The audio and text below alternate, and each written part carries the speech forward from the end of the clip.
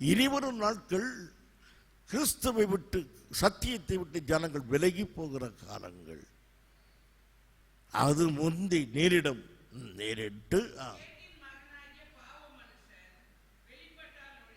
அந்த விசுவாசத்துலகம் முந்தி நேரிட்ட பிறகு வெளிப்படையாக கேட்டின் மகனாகிய பாவ மனுஷன், அது யார்? அந்தி கிறிஸ்து. அவன் வெளிப்படுவான். அந்த கிறிஸ்து வெளிப்படுவதற்கு முன்பு உள்ள ஒரு அடையாளம், ஜனங்கள் கிறிஸ்துவை மறுதலிப்பார்கள். ஏராளமான மக்கள் விசுவாசத்தை விட்டு விலகி போவார்கள். அந்த கிறிஸ்துடைய பயமுறுத்தல் உபத்திரவங்களுக்கு அஞ்சி பயந்து சத்தியத்தை விட்டு குடும்பமாக விலகி போவது முதலாவது நடக்கும். அதன் பிறகு இவளை விலகச் செய்த அந்த கிறிஸ்து வெளிப்படையாக வருவான். இப்படி அந்த கிறிஸ்து வந்த பிறகு, அந்த கிறிஸ்துவின் நாள் வந்த பிறகுதான் கிறிஸ்துவின் நாள் வரும். அந்த கிறிஸ்து வெளிப்பட்ட பிறகுதான் எந்த நாளே வரப்போகிறது? கிறிஸ்துவின் நாள். கிறிஸ்துவின் நாள் எது? இந்த உலகத்தை நியாயந்திருக்க கிறிஸ்து இயேசு தன் மகிமையோடு வரக்கூடிய பிரதானமான வருகை, வெளிப்படையாக வரக்கூடிய வல்லமையோடு அவர் வருகிறாரே. கிழக்கை மின்னல் தூங்கி மேற்கு வரை வரக்கூடிய, அப்படி வரக்கூடிய அந்த வருகை தான் கிறிஸ்துவின் நாள். அது அந்த கிறிஸ்து வருவதற்கு முன்பு வராது. இதை தெசலோனிக்க சபைக்கு மிக தெளிவாய் சொல்லியிருக்கிறார். பிரியமானவர்களே, ஏஞ்சல் டிவி தொடர்ந்து சொல்லிக்கொண்டே வருகிறது, சுனாமி அலைகளை கவனியுங்கள். அவள் மிக பூகம்பம் ஏற்படுவதை குறித்து சொல்லும்போது சொல்லுகிறார், நம்முடைய சென்னை ஜோன் நம்பர் 3 மாறியிருக்கிறது, சீக்கிரத்தில் இது 1 மாறிவிடும். அப்பொழுது நம்முடைய தமிழகம் பூமி அதிர்ச்சி அதிகமாக சந்தித்து ஏராளமான பேர் மரித்து விடுவீர்கள். இயேசு வருகிறார். இதெல்லாம் அவர் வருவதற்கு அடையாளம் என்று.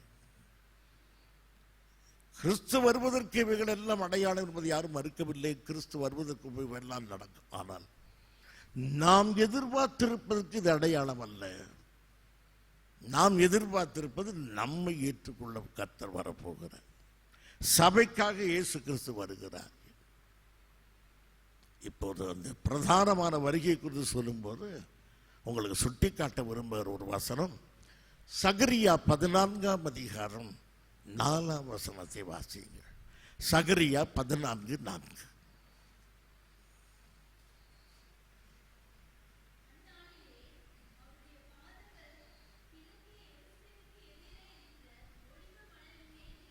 போதும். அந்த கிறிஸ்துவின் நாளிலே, அதாவது பிரதானமாக இயேசு வரும் பொழுது அவருடைய பாதங்கள் எங்கே வந்துவிடும்? எங்கே வந்துவிடும்? ஒலிவ பூமிக்கே வந்துவிடும். ஒலிவ மலை மீது வந்து தங்கிவிடும்.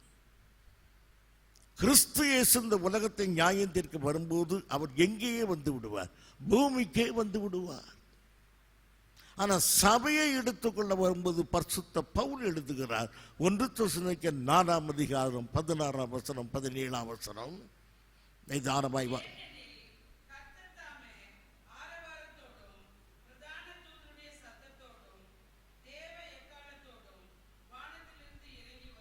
வானத்திலிருந்து இறங்கி வருவார். அப்பொழுது கிறிஸ்துவுக்குள் மரித்தவர்கள் முதலாவது எழுந்திருப்பார்கள். பின்பு உயிரோடு இருக்கிற பரிசுத்தவான்களாகிய நாமும் எதிர்கொண்டு போகிறோம். அவர் இறங்கி வருவார், நாம் எதிர்கொண்டு போகிறோம். அப்படியான எங்கே சந்திப்போம்? மத்திய வானத்தில். அப்படியான இயேசுடைய பாதங்கள் எங்கு இருக்கும்? மத்திய வானத்தில். ஆனால் உலகத்தை சந்திக்க வரும்போது பாதங்கள் எங்கு இருக்கின்றன? ஒலிவ மலையில். ஆகவே 2 நிலைமை, 2 வருகை. கிறிஸ்துவனுடைய 2ஆம் வருகையில் 2 பகுதி.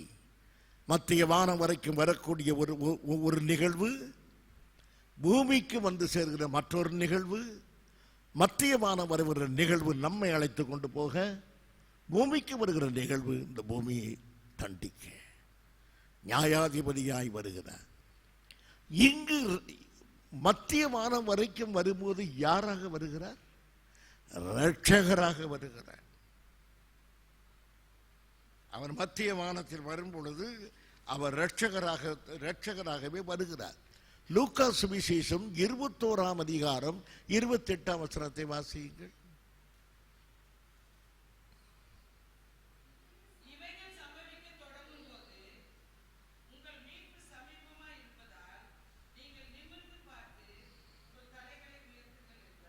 சில அடையாளங்களை சொல்லி கர்த்தர் சொல்லுகிறார்.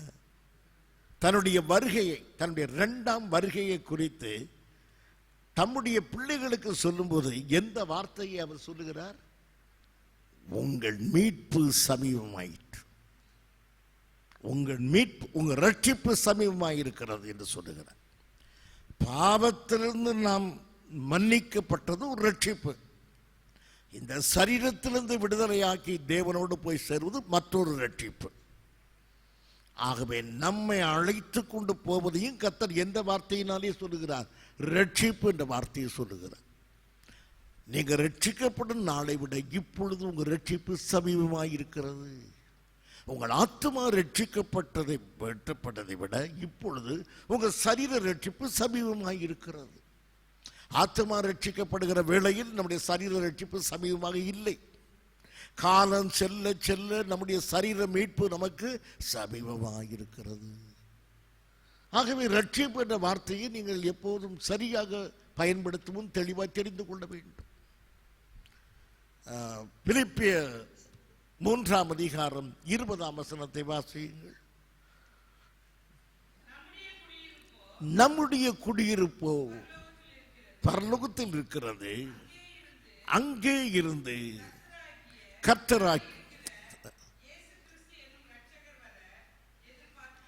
கர்த்தராயிருக்கிற இயேசு கிறிஸ்து என்னும் நியாயாதிபதி வருவதற்கல்ல. இயேசு கிறிஸ்து என்ற நியாயாதிபதி வரை நாம் எதிர்பார்க்கவில்லை. யாரை எதிர்பார்க்கிறோம்? இரட்சகரை. ஆகவே நம்மை ரட்சித்து கொண்டு போகிறார். எதிலிருந்து ரட்சிக்க போகிறார்? இந்த உலகத்திலிருந்து நம்மை ரட்சிக்கிறார். இந்த பிரச்சனையுள்ள சரீரத்திலிருந்து நம்மை ரட்சிக்கும்படியாய் வருகிறார். ஆகவே இது ஒரு ரட்சிப்பு என்பதை நாம் அறிந்து கொள்ள வேண்டும். இதற்காகத்தான் கர்த்தர் முதலாவது வருகிறார் என்று ரோமருக்கு எழுதின நிருபம் இன்னும் கொஞ்சம் விளக்கி சொல்வதற்காக இந்த வசனத்தை எடுக்கிறேன். ரோமருக்கு எழுதின நிருபம் 8ஆம் அதிகாரத்தில் 22ஆம் வசனம் வாசியுங்கள்.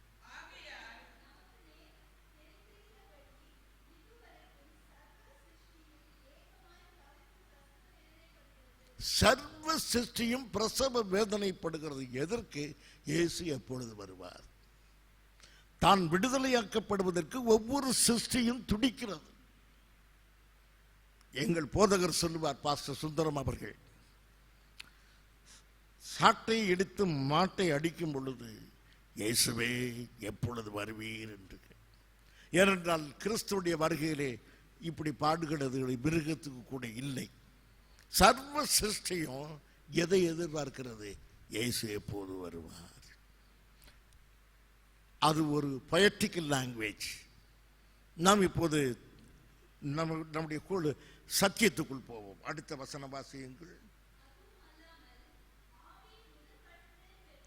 ஆவியின் முதல் பலன்களை பெற்ற. அது என்ன? ஆவியினுடைய முதல் பலன்கள் எது? ரட்சிக்கப்பட்டிருக்கிறோம், நீதிமான்கள் ஆக்கப்பட்டிருக்கிறோம், பரிசுத்த ஆவி பெற்றிருக்கிறோம், ஞானஸ்தானம் எடுத்திருக்கிறோம். இவையெல்லாம் ஆவியின் முதல் பலன்கள். ஆவியின் முதல் பலன்களை பெற்றது என்ற ரட்சிக்கப்பட்ட நாம் என்று அர்த்தம். அவ்வளவுதான். ரட்சிக்கப்பட்ட நாம் கூட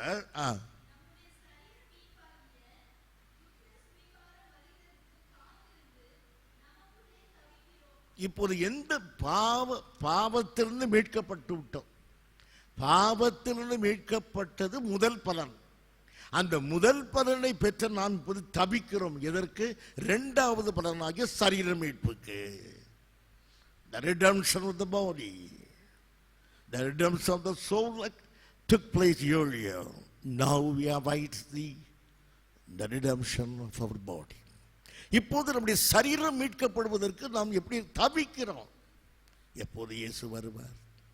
இந்த சரீரமானது மீட்கப்பட்டு வியாதி, கவலைகள், பிரச்சனையோடு இருக்கிற சரீரமானது தெய்வ சமூகத்தில் தெய்வ சாயலாக மாற்றப்படுகிற அதற்கு தவிக்கிறோம் என்று.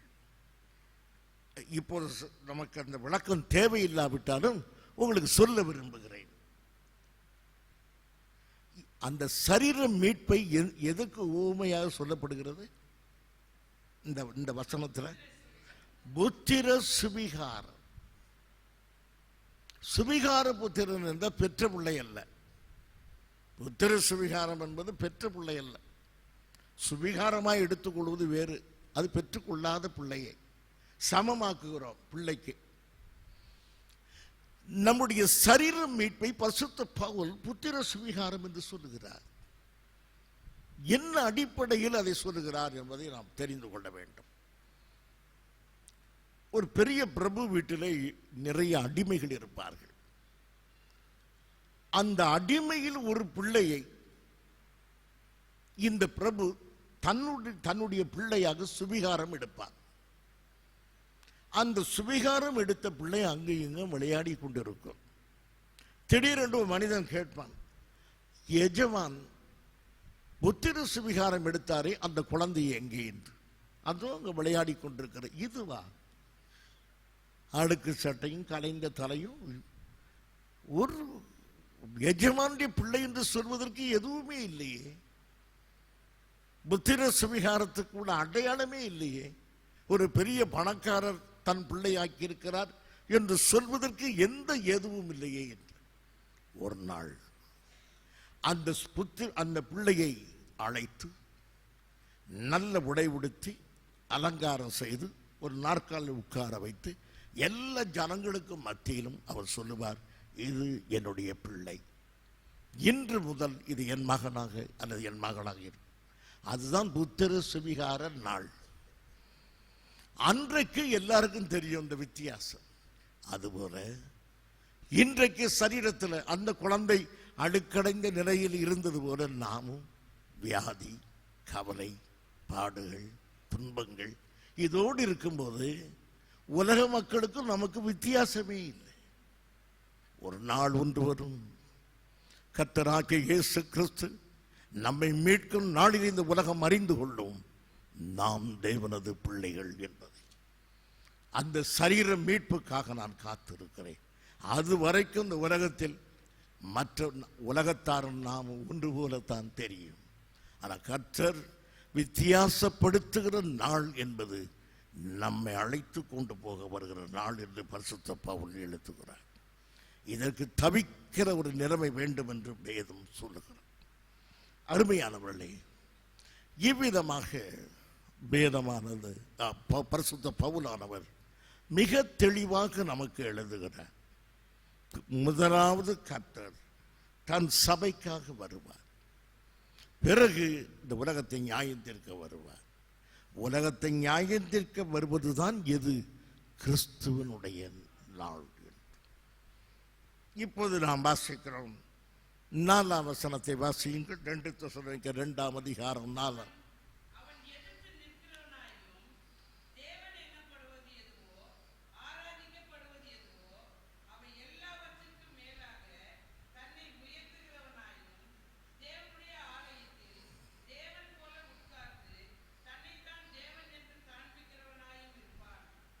இப்போது பவுல் சொல்லுகிறார், அன்டி கிறிஸ்து என்பவன் எதை எடுத்துக்கொள்ள வருகிறான்? தொழுகையை. தொழுகை தான் அவனுக்கு முக்கியம். உலகத்தில் ஆராதிக்கப்படுகிற அனைத்தையும் நீக்கி விடுவான். கிறிஸ்துவுக்கு மாத்திரம் அவன் விரோதமானவன் அல்ல. பௌத்த மதம், ஜைன மதம், இந்து மதம், இஸ்லாமிய மதம், எல்லா மதங்களுக்கும் விரோதமாக எழுந்து நின்று ஆராதிக்கப்படுகிற அனைத்தையும் நீக்கிவிட்டு நானே தேவன் என்று தன்னை காட்டுவான். ஆகவே அந்த நாட்கள் அவனை தவிர வேறு ஒருவரையும் ஆராதிக்க கூடாது. இயேசு கிறிஸ்து இன்னைக்கு சொல்கிறார், என்னை மாத்திரம்தான் ஆராதிக்க வேண்டும், நானே கர்த்தர், என்னை என்று வேறு தேவனே இல்லை. ஆனால் இங்கு யாரையும் கட்டாயப்படுத்த, என்னை வணங்காவிட்டால் கொன்று விடுவேன் என்று கர்த்தர் சொல்லவில்லை. You have a freedom to worship. இயேசுவை வணங்கலாம், வணங்காமல் போகலாம். ஆனால் அந்தி கிறிஸ்து அப்படி அல்ல. தன்னைத்தான் வணங்க வேண்டும் என்ற ஒரு சர்வாதிகார குணமுடையவனாக அவன் ஆலயத்திலிருந்து உட்காருவான். இது எப்போது நடக்கும் என்றால் உபத்திரவ காலத்தில் நடக்கும் என்று வேதம் சொல்லுகிறார். அதை நாம் பார்ப்போம் எப்பொழுது நடக்கும் என்று. மத்தேயு சுவிசேஷம் 24ஆம் அதிகாரம் 15ஆம் வசனம்.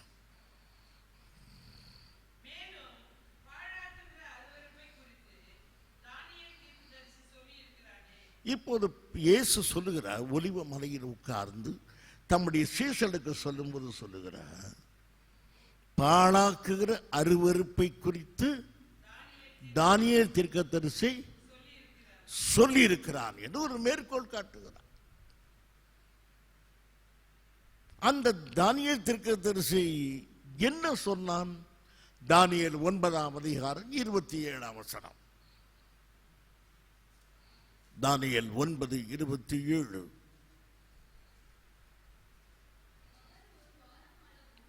அவர் ஒரு வாரம் அளவு அநேகருக்கு உடன்படிக்கை உறுதிப்படுத்தி அந்த வாரம் பாதி சென்ற பிறகு பலியையும் காணிக்கையும் ஒழிய பண்ணுவார். இந்த பலியையும் காணிக்கையும் ஒழிய பண்ணுவார் என்பதுதான் ஆராதிக்கிற எல்லாவற்றுக்கும் எதிர்த்து நிற்கிற சுவாபம். பலியையும் காணிக்கையும் ஒழிய பண்ணுவார். சரி, இப்போது அங்கு பிரச்சனைக்குரிய ஒரு வார்த்தை இருக்கிறது.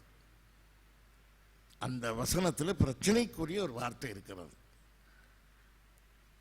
முதல் வார்த்தை என்ன சொல்கிறது? இந்த அவர் என்பதுதான் பிரச்சனை.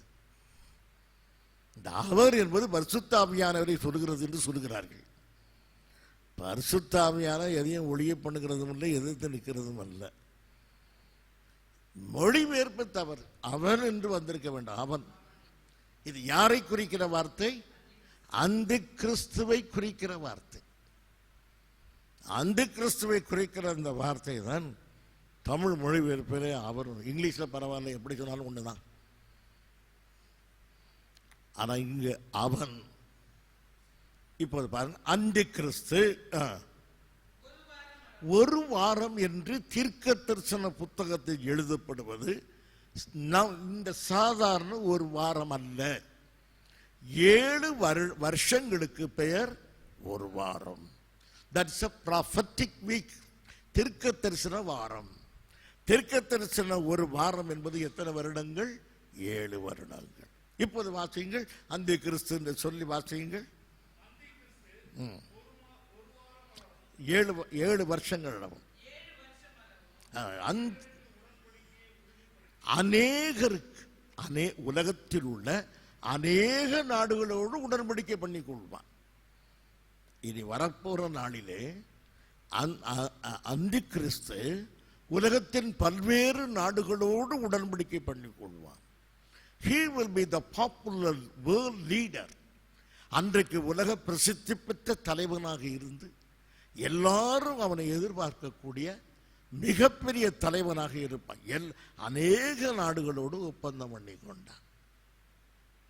அப்படி அவனோடு பல நாடுகள் ஒப்பந்தம் பண்ணும் பொழுது எந்த நாடும் அவனோடு ஒப்பந்தம் பண்ணிக்கொள்ளும்?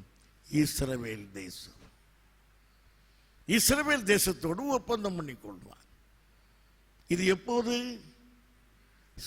உபத்திரவ காலத்தின் துவக்கத்தில் சபை எடுத்துக்கொள்ளப்பட்ட பிறகு நடைபெறுகிற சம்பவம். அந்த கிறிஸ்து வெளிப்படுகிறான். உலகம் முழுவதுக்கு ஒரு பெரிய தலைவனாக வரப்போகிறான். எல்லா நாடுகளும் அவனோடு, எல்லா நாடுகளும் உள்ள அநேக நாடுகள் அவனோடு உடன்படிக்கை பண்ணுகின்றன. இஸ்ரவேலும் உடன்படிக்கை பண்ணிக்கொள்ளும். இப்படி உடன்படிக்கை பண்ணுவதின் ஒரு விளைவு இஸ்ரவேல் தேசத்தில், அதாவது எருசலேமிலே ஆலயம் கட்டப்படும். அந்த ஆலயம் கட்டப்பட இப்போதே துவங்குகிறது. அது முடிக்கப்படும், அல்லது அவனுக்கு அந்தி கிறிஸ்து உதவி செய்வார். எப்படியோ ஆலயம் முடிக்கப்பட்டு அங்கு பலியும் காணிக்கையும் செலுத்துவார்கள். இப்போதான் பிரச்சனை, ஏன் பலியும் காணிக்கையும் எரிசல் செலுத்த? இயேசு கிறிஸ்து தான் ரத்தம் சிந்தியிருக்கிறாரே. இயேசு கிறிஸ்து ரத்தம் சிந்தியிருப்பதை நாம் விசுவாசிக்கிறோம். ஆனால் இன்று வரையிலும் யார் விசுவாசிக்கவில்லை? இஸ்ரவேலை விசுவாசிக்கவில்லை, இனிமேலும் விசுவாசிக்க மாட்டார்கள். கடைசியில ஒரு நாள் ஒன்று வரும், அன்றைக்குத்தான் இஸ்ரவேல் ரட்சிக்கப்படுவார்களே தவிர அது வரைக்கும் அவர்கள் கண்கள் குருடாயிருக்கும் என்று வேதம் சொல்கிறது. ஆகவே இஸ்ரவேலர்கள் இனி வரும் நாட்களிலும் என்னதான் செய்வார்கள்?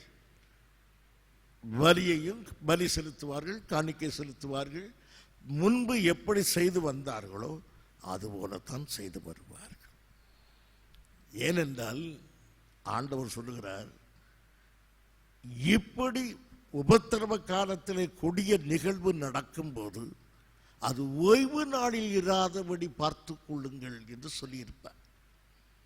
ஏனென்றால் இஸ்ரவேலர்கள் எந்த நாளைத்தான் இப்போது ஆராதிப்பார்கள்? ஓய்வு நாள் தான். இனி வரும் நாட்களிலும் ஓய்வு நாள் தான். உபத்திரவ காலத்திலும் அவருடைய ஆலயத்தில் எந்த நாளில் தான் ஆராதிப்பார்கள்? ஓய்வு நாள். அதைத்தான் வேதத்தில் சொல்லியிருக்கிறார் ஆண்டவர். சண்டே, இது செவன்த் டே அட்வென்டிஸ்ட், சனிக்கிழமை வேதக்காரர்கள் இந்த வசனத்தை சுட்டி காட்டி இயேசு கிறிஸ்து இனிமேலும் ஓய்வு நாள் இருக்கும் என்று சொல்லியிருக்கிறார். கடந்த காலத்தில் ஓய்வு நாள் இருந்தது, வருங்காலத்திலும் ஓய்வு நாள் இருக்கும். அப்படியானால் இன்றைக்கு இருக்காதா என்று அவள் தர்க்கம் செய்து இன்றைக்கும் ஓய்வு நாளில் தான் ஆராதிக்க வேண்டும் என்பதற்கு அவர்கள் இதை ஆதாரமாய் வைத்துக் கொள்கிறார்கள். இது சபைக்கு உள்ள ஓய்வு நாள் அல்ல, இது இஸ்ரவேலுக்குள்ள ஓய்வு நாளை சொல்லுகிறார். ஆகவே அந்த கிறிஸ்துவின் காலத்தில் இந்த பலியையும் காணிக்கையும் ஒழிய பண்ணுவார்.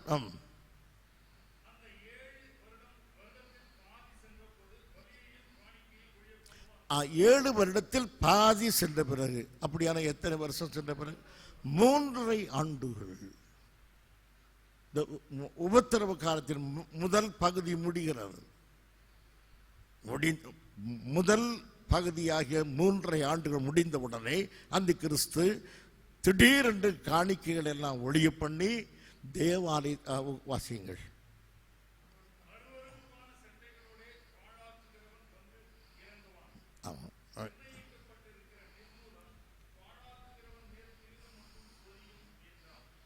அங்கு யாரை போல உட்கார்ந்திருப்பான் வேதம் சொல்கிறது?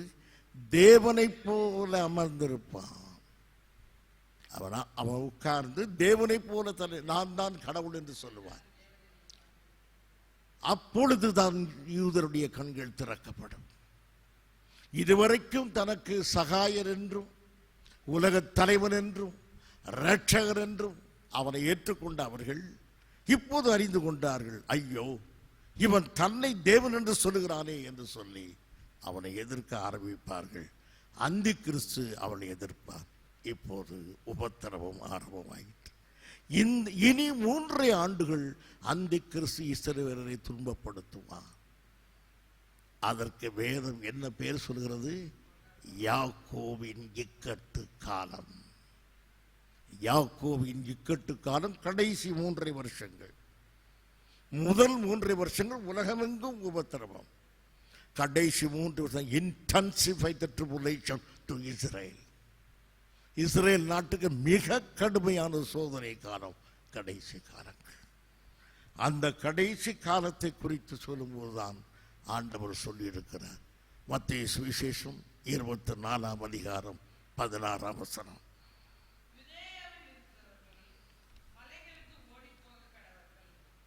வாசியுங்கள்.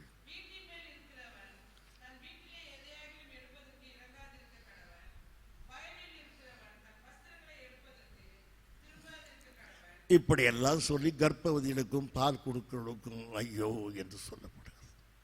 இந்த கொடிய காலம் எப்போது நடைபெறும்? உபத்திரவ காலத்தின் கடைசியில். இப்போது நாம் எங்கே இருப்போம்?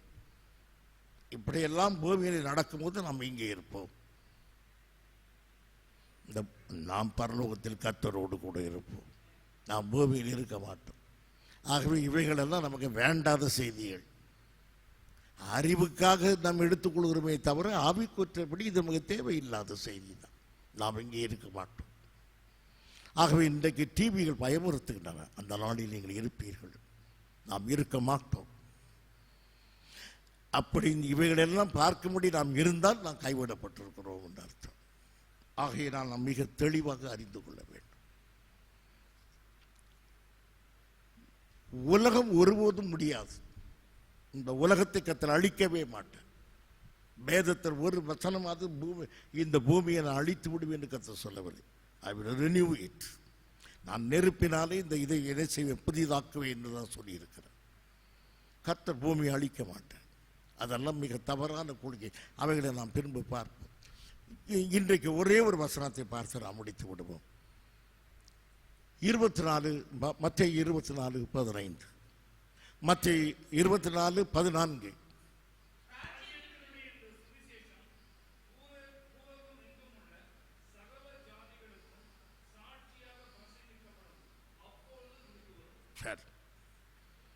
இன்றைக்கு